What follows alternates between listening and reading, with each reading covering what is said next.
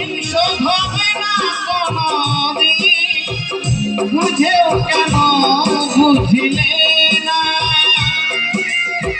মা বাবার ঋণ শোধ হবে না কোনদিন, বুঝেও কেন বুঝিলে না? বৃদ্ধকালে মা বাবা কেন বৃদ্ধাশ্রমে হয় ঠিকানা?